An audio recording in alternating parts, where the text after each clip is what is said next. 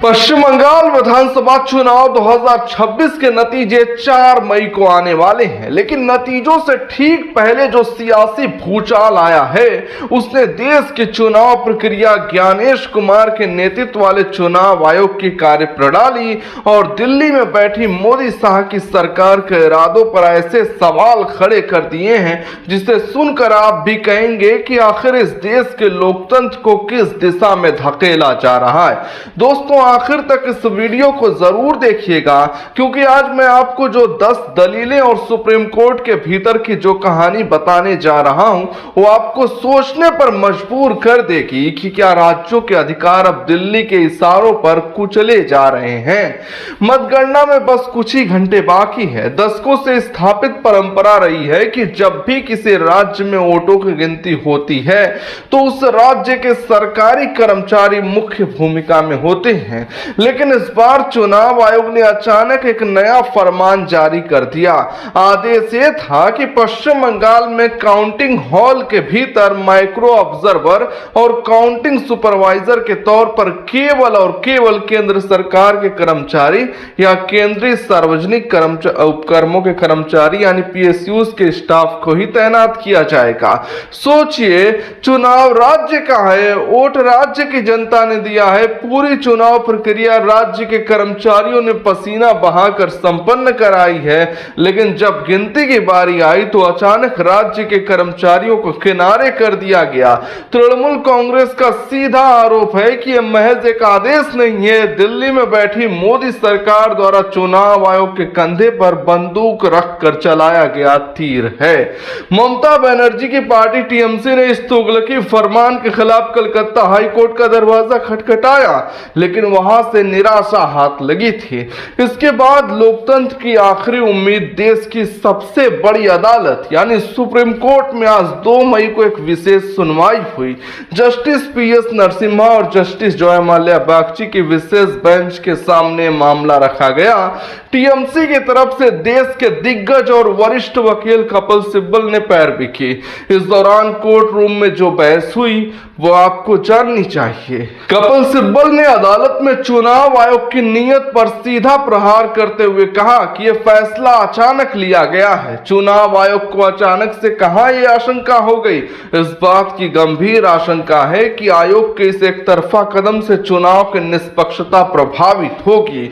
चुनाव आयोग के सर्कुलर में खुद कहा गया है कि राज्य सरकार के प्रतिनिधि होने चाहिए, लेकिन उन्होंने जानबूझकर ऐसा नहीं किया। क्या यह राज्य सरकार पर उंगली उठाना नहीं है? कपिल सिब्बल ने आगे जोड़ा, हमें डर है कि हर एक बूथ में दिक्कत होगी। आर्टिकल 324 इसलिए नहीं है कि आप यानी चुनाव आयोग जो चाहे और जैसा चाहे वैसा करें। लेकिन दोस्तों, सुप्रीम कोर्ट से टीएमसी को बड़ा झटका लग गया है। अदालत ने चुनाव आयोग के फैसले में दखल देने से साफ इनकार कर दिया। जस्टिस बागची ने कपिल सिब्बल को जवाब देते हुए टिप्पणी की, हम यह नहीं मान सकते कि अधिसूचना नियमों के विपरीत है। इससे शायद ही कोई फर्क पड़ता है कि वह केंद्र सरकार का नॉमिनी है या नहीं। यह चुनाव आयोग के अपने विवेक पर निर्भर करता है। पूरी तरह से एक ही समूह में से चयन करना गलत नहीं कहा जा सकता। आपको केंद्रीय कर्मचारियों पर भरोसा करना चाहिए। सुप्रीम कोर्ट ने अपनी बात कह दी, लेकिन राजनीति और नैतिक सवाल जस के तस खड़े हैं। क्या चुनाव आयोग का यह विवेक केवल पश्चिम बंगाल में ही जागता है? टीएमसी ने अपनी याचिका में जो 10 प्रमुख बातें कही हैं वो महज एक पार्टी की शिकायत नहीं है, बल्कि देश के संघीय ढांचे को बचाने की एक गुहार है। आइए इसे एक एक करके समझते हैं।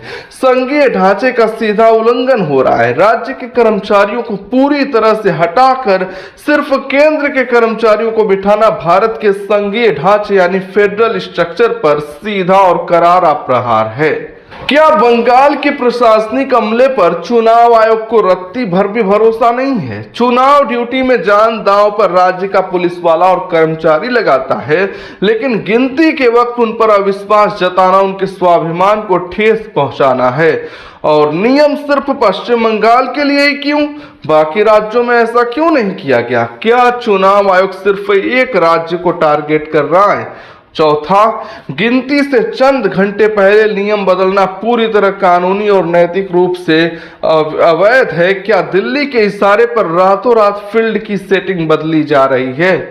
निष्पक्षता पर उठते सवाल। टीएमसी का यह तर्क है कि पांचवा सबसे बड़ा जो तर्क है, ऑब्जर्वर भी केंद्र सरकार के होंगे और पार्टी तो बीजेपी सरकार की है, तो किसके दबाव में काम करेंगे?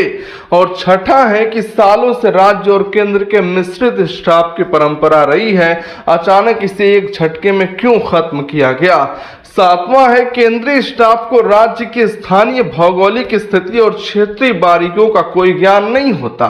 ऐसे में गलतियों की संभावना बढ़ जाती है। जो इंसान वहां की भाषा और सिस्टम नहीं समझता, वो कैसे सुचारू रूप से काउंटिंग करेगा?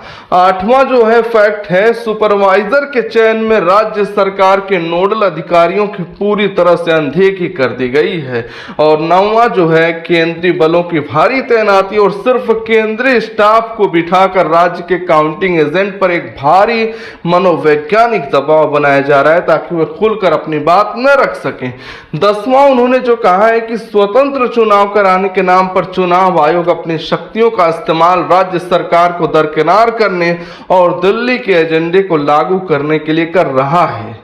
दोस्तों, कहानी यही खत्म नहीं होती। आज 2 मई को जब पूरा राज्य नतीजों की सांसें रोके बैठा है, तब चुनाव आयोग ने एक और बड़ा फैसला लिया है। दक्षिण 24 परगना जिले के 15 बूथों, डायमंड हार्बर में 4 और मगराहाट पश्चिम में 11 बूथों पर आज दोबारा मतदान हो रहा है। आरोप है कि यहाँ ईवीएम से छेड़छाड़ की गई, बटनों पर टेप लगा दिए गए। लेकिन सवाल यह है कि चुनाव आयोग की नजर सिर्फ इन्हीं गिने चुने इलाकों पर क्यों है? टीएमसी नेता डॉक्टर शशि पांजा ने मुख्य निर्वाचन अधिकारी को खत लिखकर एक बेहद संगीन आरोप लगाया है। उन्होंने कहा है कि स्ट्रांग रूम में जहां ईवीएम मशीनें रखी हैं, वहां के सीसीटीवी कैमरे अचानक से काम करना बंद कर देते हैं, उनका सिग्नल टूट जाता है। टीएमसी ने चुनाव आयोग से सीधे कहा है, अगर ऐसा ही चलता रहा तो सिस्टम पर से लोगों का भरोसा उठ जाएगा।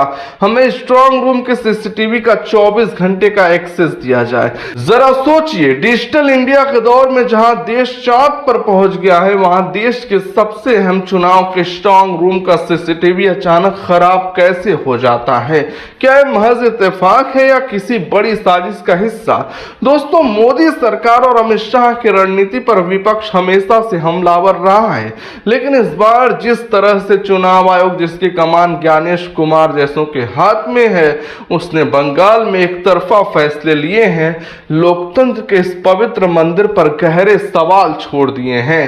राज्य के कर्मचारियों को हटाना, ऐन वक्त पर नियम बदलना, सिर्फ बंगाल को टारगेट करना और स्ट्रांग रूम के कैमरों का बंद होना, है सब क्या इशारा करता है? इस पूरी खबर और सुप्रीम कोर्ट के फैसले पर आपकी क्या राय है? बेबाकी से कमेंट बॉक्स में जरूर लिखिएगा। वीडियो को लाइक करके ज्यादा से ज्यादा शेयर कर दें और चैनल को सब्सक्राइब करके घंटा ऑल पर सेट जरूर कर लें।